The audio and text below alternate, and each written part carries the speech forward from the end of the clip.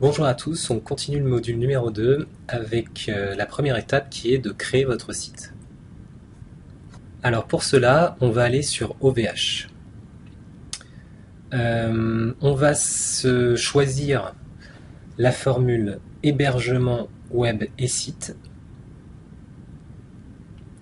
On va aller sur hébergement perso.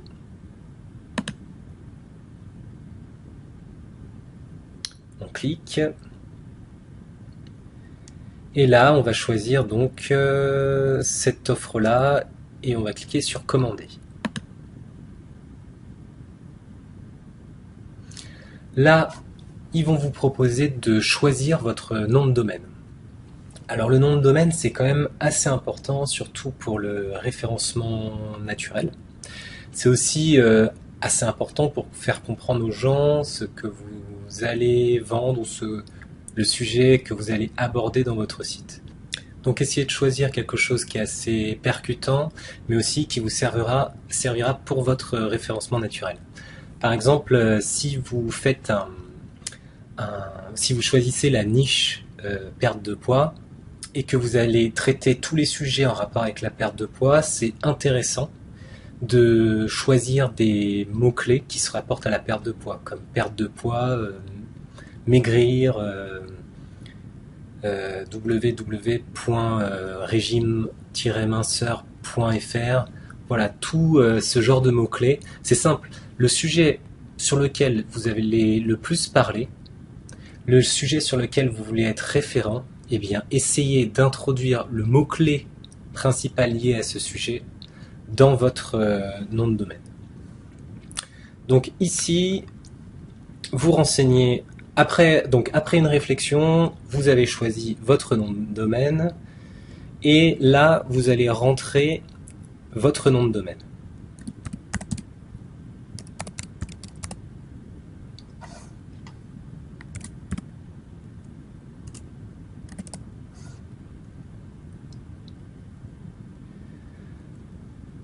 Donc là, vous avez entré votre nom de domaine. On voit que le site en .fr que je veux utiliser est pas utilisable. Transférable, ça veut dire en gros que quelqu'un d'autre le possède. Vous pouvez négocier avec lui, mais et faire une demande d'achat du nom de domaine, mais ça peut coûter un petit peu cher. Donc on va chercher, en tout cas pour mon cas, chercher une autre extension qui est pas trop chère. On va regarder un petit peu. Tiens, celle-ci par exemple, à 4,59, et ben ça c'est intéressant. Donc on va changer. On va mettre .blog. Et là, il nous dit que c'est disponible. Effectivement, on l'a vu. Donc on fait continuer. Donc là, pour le niveau de service, choisissez l'offre par défaut, le service Gold, c'est très bien. Bon, là, je ne vais pas entrer dans les détails. DNS Anycast, c'est en gros pour accélérer la communication entre les serveurs. Donc on aura une réponse de votre serveur, de votre site, un temps de réponse plus rapide si vous choisissez cette option. À vrai dire, c'est pas très cher. Si vous avez un site qui aura une forte implication à l'international, où vous communiquerez à l'international, vous vendrez des produits à l'international, c'est bon de le cocher. Effectivement, 99 centimes d'euros par an, c'est pas très cher, donc vous pouvez le cocher. Moi, je le coche pas. Service DNSSEC, c'est un service gratuit, donc vous pouvez le cocher. Ça ajoute de la sécurité à votre blog. Et là, vous pouvez cliquer sur continuer.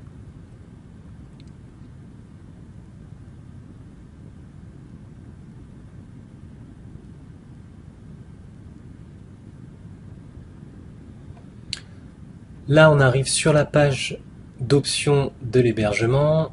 Donc, vous pouvez ajouter l'option accélérateur géocache 17 pop. En gros, vous allez avoir davantage de serveurs sur lesquels communiquer et ça vous permettra d'accélérer le temps de réponse de votre site au final. C'est très bien pour le référencement naturel, ce genre de solution, surtout si vous êtes à l'international. Si vous vous limitez à la France, vous pouvez laisser aucun CDN. Là, les certificats SSL, bon, plus vous paierez, plus on aura quelque chose de sécurisé, mais l'option par défaut, vous savez, pour avoir un HTTPS, est largement suffisante. Donc, vous pouvez laisser l'option par défaut. Et enfin, l'offre service de proximité, vous cochez aucun, vous pouvez cocher aucun. Pour ce qui est du module préinstallé, donc pour l'information, moi je recommande WordPress. Vous pouvez cocher d'autres modules, mais par contre la formation ne prend pas en compte ces modules. Et tout ce qu'on fera sera exclusivement sur WordPress. Donc vous pouvez cocher WordPress. On clique sur continuer. Là, il vous propose encore une offre d'essai Office 365 Business pour avoir Outlook, Word, Excel, etc. Moi, je vous conseille de pas le cocher parce qu'en gros, vous allez mettre votre carte bleue, vous allez pas être débité, mais ensuite, au bout d'un mois, vous allez être débité alors que finalement l'offre vous intéressait pas. En tout cas, vous ne vouliez pas payer pour cela. Donc, vous ne cochez pas ça. Vous cochez « Je ne souhaite bénéficier d'aucune offre d'essai ». Là, ici, pareil, tout ça ici, vous ne cochez pas. C'est des options supplémentaires. Vous pouvez cliquer sur « Continuer ». Donc là, on a un récapitulatif de vos commandes. On a l'offre mutualisée perso sur 12 mois. On a 10 emails compris, c'est-à-dire que vous aurez la possibilité de créer des adresses email avec le nom de votre site juste derrière. Par exemple, dans mon cas, je pourrais créer une adresse internet qui s'intitulera contact@infopreneur.blog ou julien@infopreneur.blog. Donc c'est assez intéressant quand vous envoyez des emails d'avoir le nom de votre entreprise, de votre site internet, juste après votre prénom. Ça permet de mieux identifier l'origine du mail. L'installation du module WordPress, elle est gratuite. La demande de création du nom de domaine, elle est payante. On a vu qu'elle était à 4 € et quelques. Donc là, ils me font une remise de 13 €, ce qui correspond aux 4 € qui étaient affichés. Et donc, avec la TVA, ça nous revient à 48,56 €. Donc selon le nom de domaine que vous aurez choisi, ça peut augmenter. Selon les options que vous aurez ajoutées ou retirées, ça peut diminuer. Donc je pense qu'on va se retrouver entre 40 et 50 € selon le type d'utilisation. Mais sachez que 50 €, je pense que c'est une très très bonne base pour débuter. Donc si vous êtes OK avec tout ça, vous pouvez cliquer sur continuer.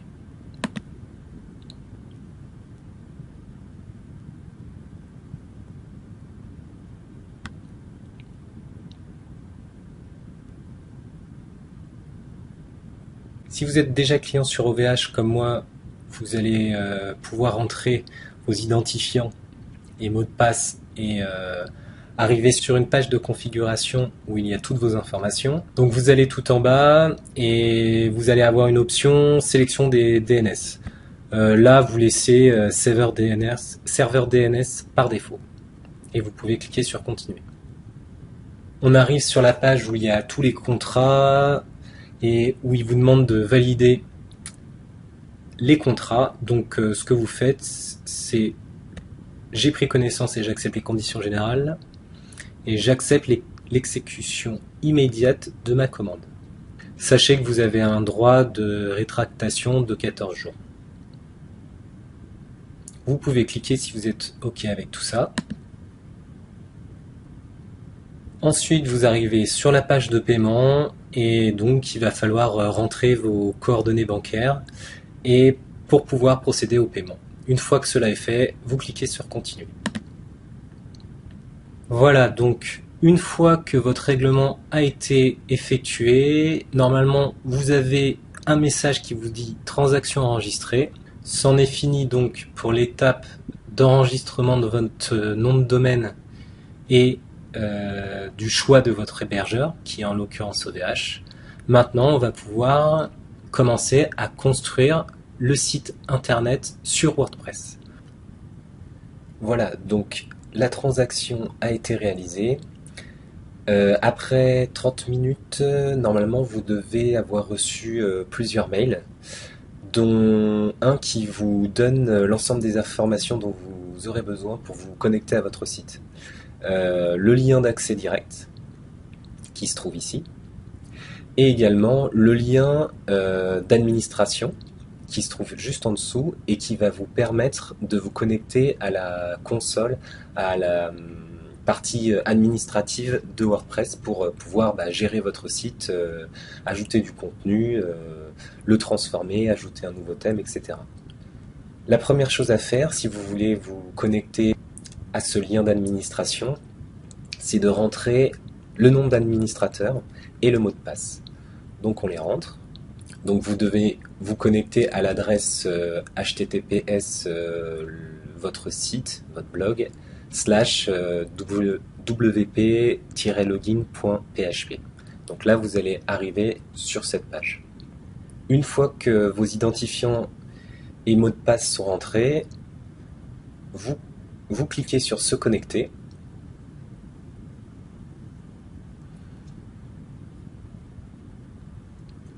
Et vous arrivez sur le tableau de bord de WordPress. Donc vous avez la possibilité soit de vous connecter directement à votre site en passant par ce lien. Donc au début votre site il va ressembler à ça. Voilà, c'est tout à fait basique, mais tout ça on va le changer. Et donc maintenant, si vous voulez vous connecter à l'administration, ce sera ce lien-là. Et donc, vous arriverez sur cette page. Ce que je vous conseille, c'est de mettre en favori ici, si vous êtes sur Chrome, ces deux adresses, comme ça, vous y revenez beaucoup plus rapidement et vous pouvez la mettre par exemple dans la barre des tâches.